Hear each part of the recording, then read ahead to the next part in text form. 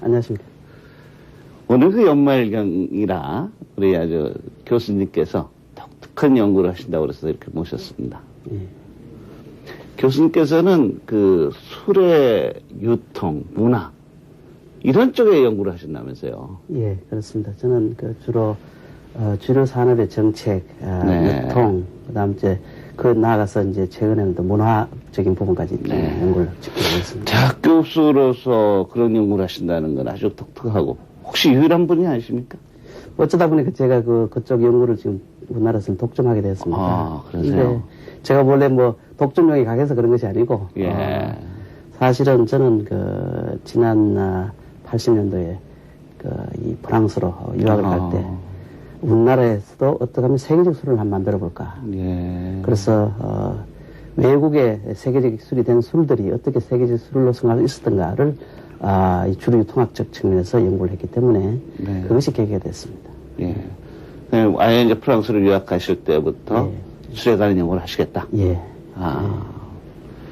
그럼 이쪽에 와서 지금 어떤 강의를 하십니까?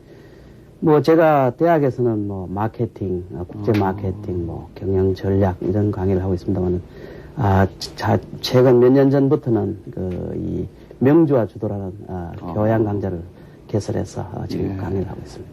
제가 듣기로는 뭐 인기가 많아서 강의가 뭐 넘쳐나서 이렇게 중간에서 자른다면서요? 예, 처음에 그 강의를 시작을 했을 때는 뭐 그렇게 인기 있을 줄 몰랐습니다. 그래서 이 수강 신청을 제한을 하지 않았기 때문에 첫 학기의 강의는 거의 한 700명 이상이 수강 신청을 해서 한 해 동안 정진땀을 뗀 적이 있습니다. 그래서 최근에는 저도 이제 꽤가 늘어서 그 강의 효율성 측면도 생각해서 한 120명을 제한하고 있습니다. 예. 그 연말경이면 회식 자리도 많고 또 이 술 먹는 기회도 많지 않습니까? 예. 그래서 오늘 교수님을 모시고 이제 술 얘기도 하고 또 어떻게 술 먹는 게 아주 좋고 또 효율적이고 또 즐겁게 먹는지 이런 얘기를 좀 다 들어봤으면 좋겠습니다. 이 술, 교수님이 생각하실 술은 어떤 것을 술이라고 생각하세요?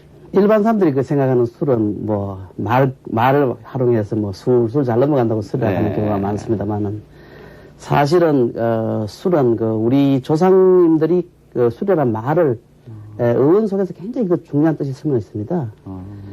술이라는 말의 어원이 뭐냐면 수불이라는 말의 변천이 된 것입니다. 네. 그래서 물과 불, 모양은 물이 돼 성격은 불과 같다. 그래서 술이란 물 모양을 가진 불이다라는 것이 우리 말의 어원이고 그것이 저는 아주 적절한 표현이라고 저는 생각합니다. 네. 근데 술은 잘 먹으면은 아주 약이 되고 못 먹으면 이게 독이 된다고 하지 않습니까? 그 술에 대한 그런 아까 주도도 가리킨다고 그러셨는데 어떻게 먹는 게 진짜 좋은 술이 되는지 말이죠. 그래서 이 불과 같은 성격을 가진 이 물을 그러니까 적정량을 먹는 것이 중요합니다. 그래서 양을 그러니까 잘 정해서 마시는 방법이 있어요. 양보다는 그러니까 질을 생각해야지 양을 끝 맞출 수 있을 겁니다. 또 한 가지는 술에도 좀 알고 마셔야 됩니다. 우리가 지금 우리나라 사람들이 특히 술에 대해서 너무 모르고 마시기 때문에 이 술에 대한 어떤 이 통제가 안 되는 경우가 많습니다. 그래서 좀 술을 좀 멋있게 좀 마셨으면 좋겠습니다. 술 마시고 주사를 부리는 것은 멋있는 주법이 아니지 않습니까? 그래서 쓰면서 그런 말을 우리가 좀 전문적 용어로 사람이 술을 마시는 단계, 법학에서 이야기하는 이야기입니다. 사람이 술을 마시는 단계가 되어야 되는 것이 중요한 것이고 술이 술을 마시거나 술이 사람을 먹게 되는 단계는 안 된다 하는 것이 양껏 질적인 측면에서 마시자는 이야기입니다. 그리고 술을 알고 마시자, 지피지게 하자 이겁니다. 하는 측면이고 풍류 있게 마시자. 이 세 가지를 저는 강조하고 싶습니다. 근데 이제 우리가 사실은 예전에는 아버지 앞에서 술을 배우면은 제대로 배운다 이렇게 돼 있지 않습니까? 근데 그런 게 없다 보니까 그야말로 그냥 이 주사도 나오고 말이죠. 그런 것 같습니다. 실제로 이 과거에는 우리 국민학교 소학 과정이라 합니다. 그죠? 소학 과정에 술을 마시는 방법을 가르쳤습니다. 그런데 우리가 한말 이후로 이상하게 이 술이 굉장히 우리 생활에 가까이 있음에도 불구하고 술에 대해서 가르치는 데가 아무 데도 없습니다. 그러면 이제 많은 사람들이 술을 갖다 친구들하고 배우게 되고 또 일반 사회 속에 와서 그러니까 이 배우게 되고 하다 보니까 예법이 실종돼 버렸어요. 그렇죠. 예, 그것이 내가 볼 때는 심각한 문제를 야기시킨 근원이 아닌가 하는 생각입니다. 네.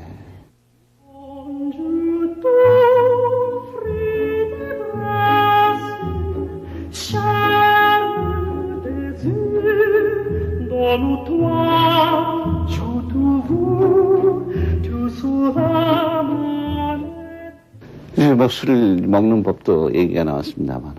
근데 실은 교수님, 제가 항상 술 얘기할 때 아쉽다고 느끼는 게 요즘은 좀 전통주가 있습니다만. 예. 얼마 전만 해도 전통주란 게 없지 않습니까? 그렇죠. 거의 없어지고 외국 술, 또 싸구려 어떤 이런 주정 갖다가 막 물 타서 먹는 술. 이제 이런 개념이었단 말이죠. 지금 한국에는 어떻게 좀 우리 나름대로의 술이 좀 발달되고 있는 그런 과정인가요?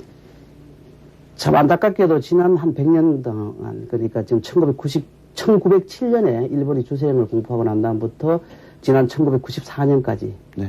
거의 100년 가까이 되는 시간 동안 사실은 다양한 술들이 나올 수 있는 그런 어떤 시스템이 완전히 우리나라에 존재하지 않았습니다. 네. 그래서 이 정부에서는 뒤늦게나마 90년대 들어서 이제 그 전통주를 복원을 하자 하고 지금 많이 노력하고 있고 지금 이제 막 이제 복원이 되어 가고 있는 상태입니다. 그러다 보니까 전통주 측면에서는 아직 이제 바라기야가 아닌가. 네. 앞으로 이제 2000년대가 우리가 이제 많은 사람들이 관심을 갖고 이 전통주를 꼭 피워야 될 때가 아닌가 하는 그런 생각입니다. 제가 일본에 가서 한번 부럽게 느낀 적이 있어요. 거기는 그 사케라고 그러지 않습니까? 일본 술을. 거기에 이제 그 지방마다 있는 걸 지자케라고 이렇게 얘기를 하더군요. 근데 이게 수천 가지가 넘더라고요. 그렇습니다. 그 종류만 해도. 우리는 뭐 그렇게 아직 뭐 수백도 안 되는 거 아닌가요? 어떻습니까? 우리나라도 사실은 한말까지는 한 2,000가지 이상 있었습니다. 네. 그런데 아까 말씀드렸다시피 이제 이런 제도적인 또는 정책적인 어떤 제약이 주어져 버리니까 심지어는 뭐 일제시대뿐만 아니고 건자의 이 해방 후에도 그리고 밀주 단속을 위해서 그러니까 이 집안 가가고를 빚는 경우도 있었지 않습니까? 네. 이런 것들이 아마 결정적인 요인이 아닌가 하는 생각입니다. 그러니까 이제 정부에서 세금을 걷어들이기 그렇습니다. 편하게 하기 위해서 그렇습니다. 큰 업자들 중심으로 키워놓다 보니까 이게 어떤 그 특색 있는 술들이 없어진 그렇습니다. 그런 거라고 볼 수 있겠군요. 예. 그 요즘은 이제 그런 그 술들이 좀 생겨나지 않습니까? 교수님 보시기에 어떻습니까? 우리나라도 가능성이 있겠습니까? 지금 이제 여러 가지 희망이 보입니다. 많은 분들이 이제 과거에 어떤 우리가 어려웠던 점들을 갖다가 극복을 하고 많은 연구를 하고 있습니다. 네. 특히 최근에 뭐 몇몇 약주들이 이제 시장에서 어떤 성공을 해서 뭐 1,000억 대에 이르는 매출이 되기도 하고, 뭐 아직까지 전체적인 시장 규모로 봐서는 아직 뭐 사실은 조적지열입니다만은 현실적으로는 이제 그것이 이제 1,000억 대에 이르렀다는 것 자체가 아마 앞으로 더 클 수 있는 어떤 그 잠재력이 생겼고, 또 기타 지역적으로 많은 술들이 이제 다시 이제 조금 싹트기 시작했고 마케팅 개념을 갖다 도입하지 않습니까? 네. 그래서 그런 것들로 봤을 때는 이제 특히 이제 약주나 특히 제가 이제 지금 이제 막사물하고 막걸리를 사랑하는 사람들의 모임이라는 그런 이제 참여를 하고 있는데 거기서는 우리나라의 전통주 중에서 가장 기본이 사실 탁주입니다. 그래서 실질적으로 우리가 서울 올림픽이 1988년에 있었지 않습니까? 88년 이전까지는 우리가 가장 많이 마시는 술이 막걸리였습니다.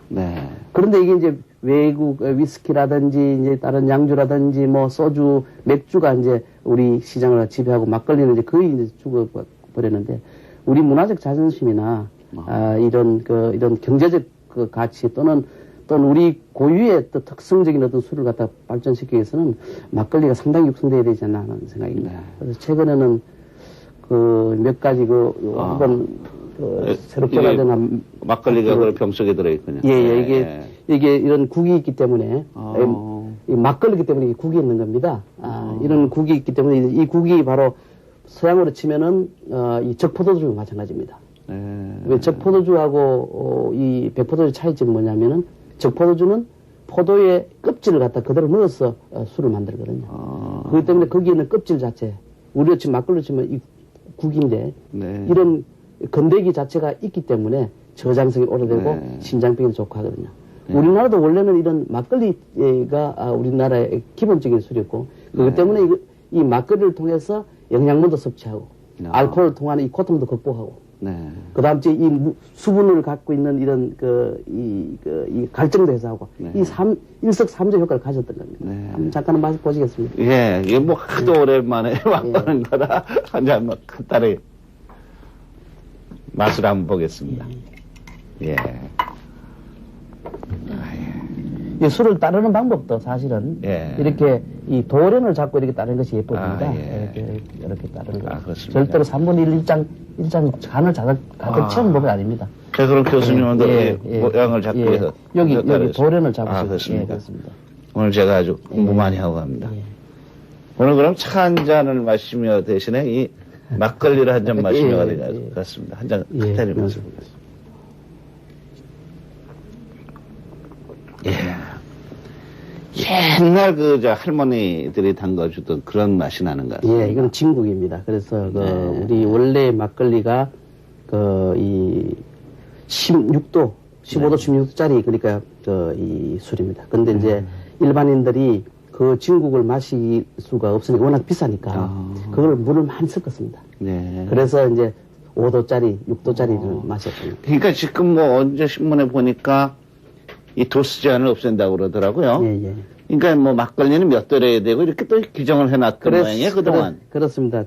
지난 뭐 금년 말까지 이제 사실은 그게 도수가 제한돼 있었습니다. 아, 그러면 이제 다양한 술이 이제 개발됐으니까 그런 얘기가. 내년부터는 이제 그렇게 알코올 도수에 제한 없이 그러니까 재미있는 것이 이 일본 사케 시계를 만드는 청주나 그다음 이제 지금 우리가 이제 대중화되기 되기 시작하는 약주나 이 탁주나 사실 같은 술입니다. 단지 뭐가 차이가 있냐면은 이 청주는 아주 깨끗하게 이 마이크로 필터로 해서 깨끗하게 걸러는 술이고 약주는 용수로 해서 적당히 걸러는 술이고 탁주는 보시다시피 이렇게 이 건더기가 그대로 있는 술입니다. 예. 같은 계통의 술인데 그것을 걸름에 따른 정도에 따라서 이제 차이가 나는 그렇습니다. 그런데 우리는 그걸 인위적으로 이 14도 이상 이렇게 인간은 청주는 14도 이상만 만들어라. 약주는 규제가 있어가지고. 그렇죠. 약주는 13도 이하로 만들어라. 그러다 보니까 의술프게 또 우리 이 탁주는 또 도수 제한이 없습니다. 그래서 상당히 이 제도적으로 상당히 모순적인 사항들을 우리가 이 분야의 전문가가 없고 정책적인 어떤 철학을 가진 사람이 없었기 때문에 참 그런 사항들을 계속 지금까지 묻지 못할 사항들이 지금까지 계속되고 제가 70년대 초반에 이제 이 막걸리를 꽤 많이 마셨어요. 그때는 대학 시절에. 근데 요즘 와서는 많이들 줄어든 것 같은 그런 느낌이 있더라고요. 그렇죠. 아까 말씀드렸다시피 70년대 까지 80년대 초까지는 막걸리가 우리가 우리의 기본적인 술이었고 예를 들어서 뭐 맥주 마시는 비어홀 하면 굉장히 지금으로 치면 양주집 비슷한 개념 아니었습니까? 막걸리 비어홀도 있었죠 그때. 그래서 그런 어떤 개념들이 있었고 그게 이 90년, 80년대 말 90년대부터 확 달라졌습니다. 네.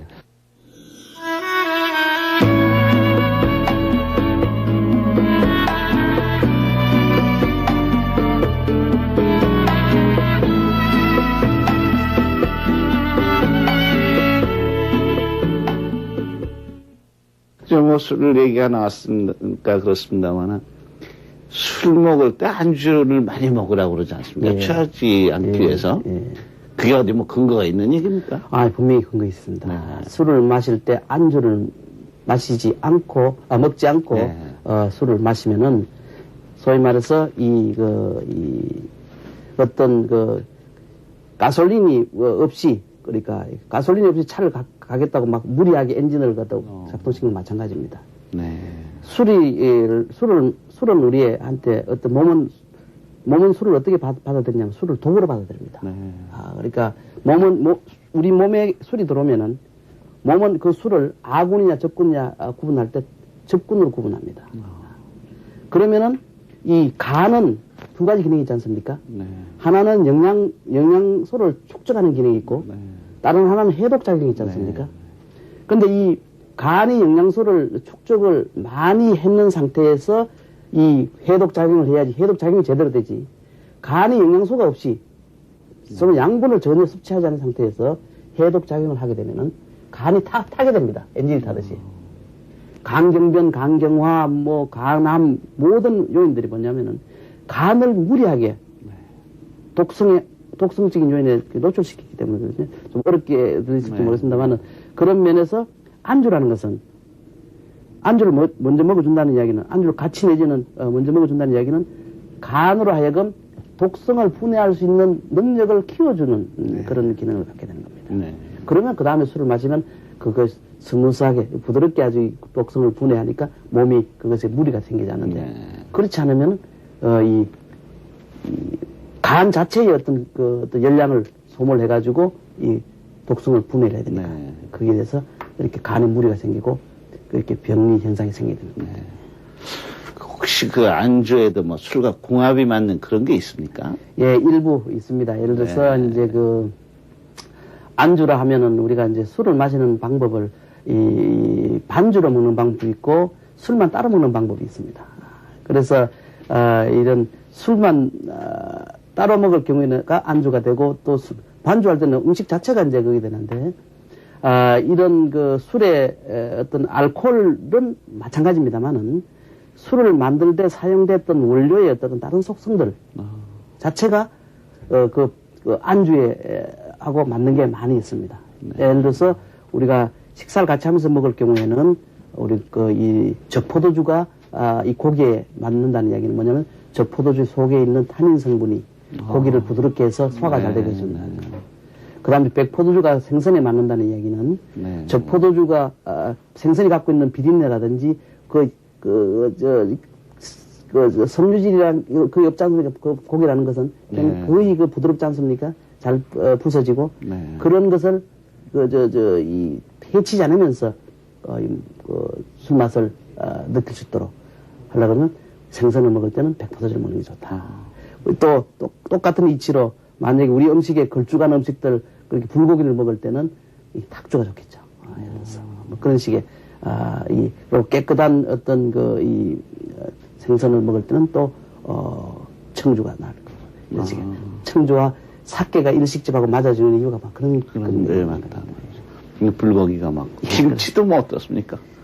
김치는 같은 발효식품이니까 뭐 어떤 한계가 있겠습니까만은 그렇지만 이제 김치 자체의 어떤 뭐랄까요 김 자체가 양념 자체가 강하지 않습니까? 그러다 보니까 이제 좀 걸쭉한 술들이 좋겠죠.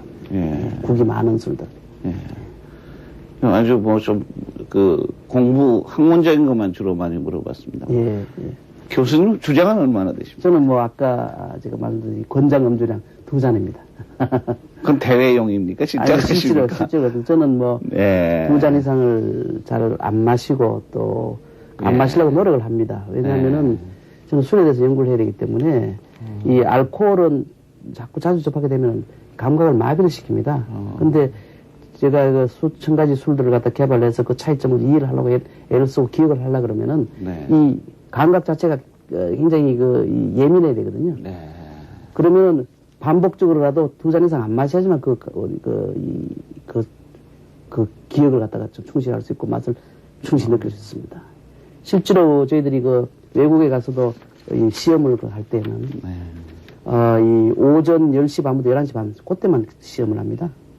왜냐하면 벌써 점심을 먹고 난 다음이나 저녁에 퇴근 후에나 이때는 벌써 몸이 피곤해져 있고 감각이 벌써 둔해졌다 얘기입니다. 그때는 정확한 시험을 할 수 없다 얘기입니다. 마찬가지로 절대로 술을 연구하는 사람들은 술을 마시지 않습니다. 그러니까 그 연구도 많이 하시지 않습니까? 지금 논문도 쭉 제가 들어오면서 연구실 보니까 많이 있던데요. 이 우리나라 술을 전통주를 세계화시키는 뭐 이런 연구도 좀 하신 것 같은데요. 예, 제가 이 프랑스로 유학을 가게 된 목적이 바로 이 우리 술의 세계화. 또 술을 선택하게 된 이유가 뭐냐면 가장 부가가치 높은 상품이다 이겁니다. 농산물 중에서 오래 둘수록 좋아지는 게 술밖에 없지 않습니까? 그리고 또 같은 물을 주성분을 하지만 술이 엄청나게 그러니까 이 종류에 따라서 엄청난 가치 차이가 나지 않습니까? 이런 요인들을 활용해서 한번 우리나라도 한번 세계적인 술을 개발해보자. 근데 거기 제가 주안점을 뒀던 것이 바로 인삼입니다. 인삼은 이미 세계적인 어떤 명성을 갖고 있는 제품이고 한국산 인삼이 최고라는 것은 뭐 세계 사람들이 다 아는 것이고 또 다른 한편에서는 인삼 자체가 갖고 있는 어떤 성분 자체가 이 술의 간의 기능을 굉장히 보호해줍니다. 그러니까 술을 빨리 깨게 해주는 그런 기능들을 많이 갖고 있습니다. 그래서 이런 인삼을 원료로 해서 술을 만든다 그러면 우리나라도 프랑스의 포도주처럼 그렇게 세계적인 어떤 이 다양한 술들이 나올 수 있지 않겠냐 하는 그런 생각을 했습니다. 실제로 제가 최근 몇 년 동안 이 전문가들 그룹과 같이 술을 다양한 술들을 개발해 보니까 지금 현재 제가 개발한 술들이 이 인삼 약주만 해도 약 한 140가지. 예. 인삼 정류주는 한 160가지 침출주 포함해서 이제 정도 다양한 술들을 만드는데 이런 술들을 그러니까 이제 우리가 이 경우에 따라서 포도주 마시듯이 아까 말씀드렸다시피 백포도주는 생선하고 뭐 적포도주는 육류하고 하듯이 예를 들어서 풍기산 수삼주는 뭐 오징어 구이하고 오징어 덮밥하고 예를 들어서 뭐 이 금산 무슨 백삼주는 뭐 이 해장국하고 이런 식의 어떤 연결을 시켜가지고 마실 수 있는 그런 계기를 한번 마련해 보려고 합니다. 네. 아직 이제 개발 중에. 예, 지금 계시군요. 시작품들은 개발되어 있습니다. 네. 근데 제가 이제 그 술에 대해서 우리가 좀 단순하게 아까 말씀해 주셨지만 이게 산업화할 수 있는 거고 그렇습니다만 아직 우리는 초보 단계가 아닌가 이런 생각이거든요. 그 어느 나라에 갔더니 이게 40년짜리를 만들고 있더라고요. 오크통에서 40년짜리를 만들고 있는데 그것만 해도 뭐 공장 넓이가 엄청 많더라고요. 그러니까 이게 장치 산업이 아닌가 하는 생각도 그렇습니다. 있습니다. 술 산업을 뭐 아는 분들이 그냥 음료 산업을 생각하는 분들이 많은데 술 산업은 사실은 부동산 산업입니다. 그렇죠. 엄청난 부지도 있어야 되고 투자도 있어야 되고 우리가 10년, 20년 또는 50년, 100년씩 술을 묵혀가는데 그 술을 마시기 전까지는 부동산입니다. 그래서 그 가치라는 것은 또 누구도 예측을 못 합니다. 그러다 보니까 일전에 몇 년 전에 이 대서양에서 침몰된 배가 하나 인양했는데 그게 술이 매상돼 있지 않습니까? 그 술이 이제 100몇 년 전의 술인데 그 술 몇 박스가 그 인양 경비보다 더 비싸다는 거 아닙니까? 그만큼 천문학적인 어떤 가치를 갖고 있는 것이고 술은 역사를 회귀해서 만들 수가 없습니다 또. 지금 제가 생각했던 것이 뭐냐면 2002년도 인삼주를 한번 만들어 보려고 해서 노력했습니다. 지금 사실 때를 놓쳤습니다만은 지금 2002년도에 인삼주를 한번 만들면 그 술은 계속해서 지금 그 2003년, 2004년 들을수록 누가 그 인삼주를 다시 만들 수 방법이 없지 않습니까? 가치가 무한 가치로 올라간다 입니다. 그래서 그런 요인들을 그러니까 활용하는 것이 우리가 우리 술을 세계할 수 있는 방법들이고 그런 요인들이 세계한 것이 또 다른 나라 사람들이 자기 술들을 세계한 노하우입니다. 그래서 그런 측면에서 우리가 한번 봤으면 좋겠습니다.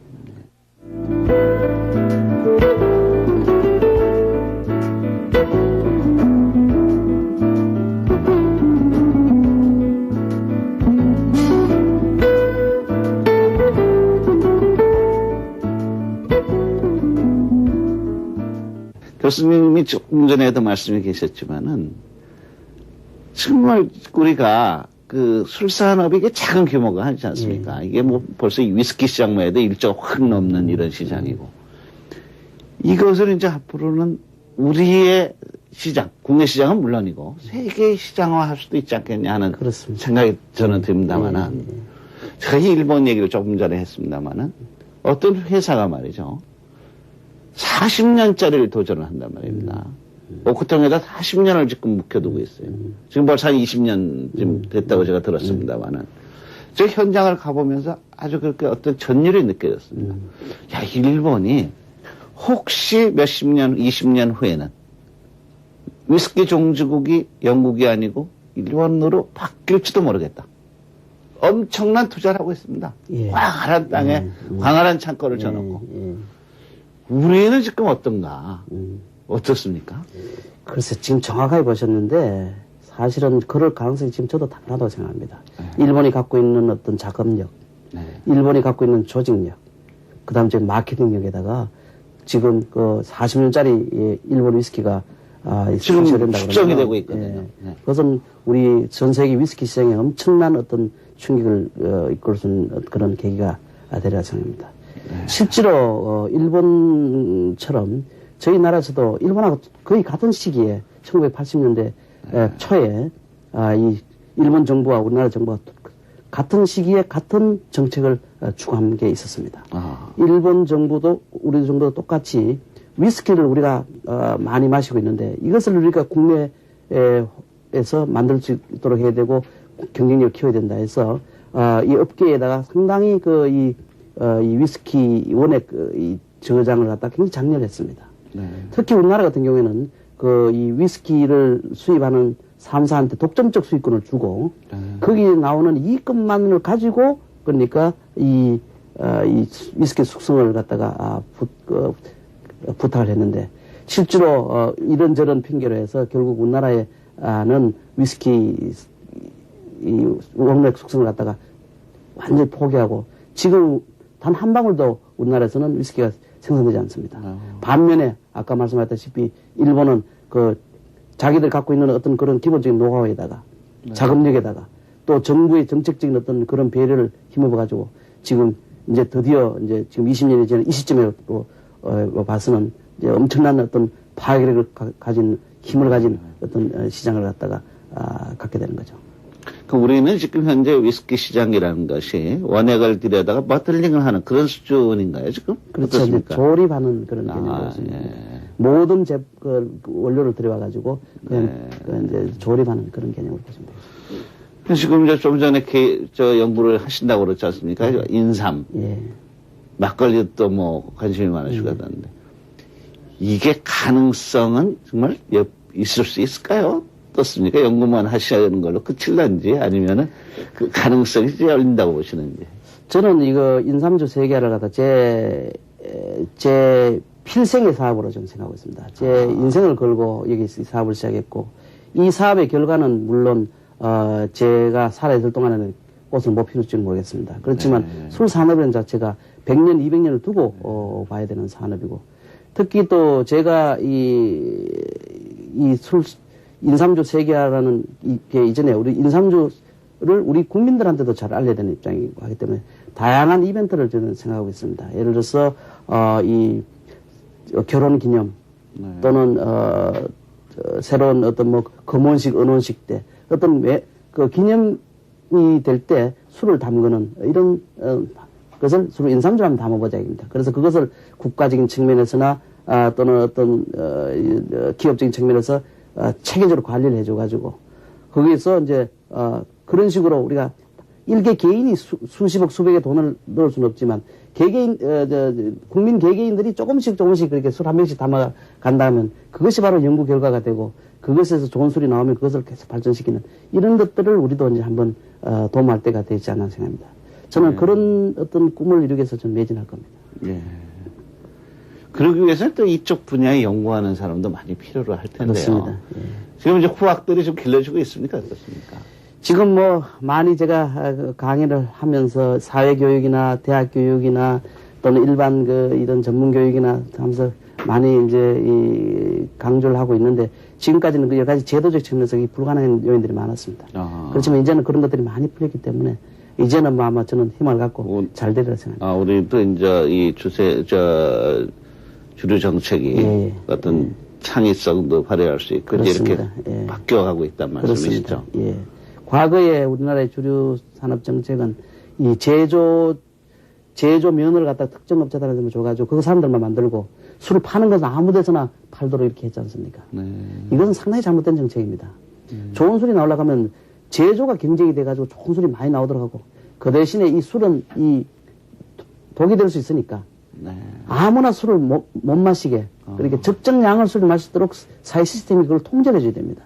그래서 오히려 이 제조는 풀고 유통을 묶어주는 이런 정책이 필요하고 아마 곧 이제 우리나라도 그런 시스템으로 가게 될 걸로 생각합니다.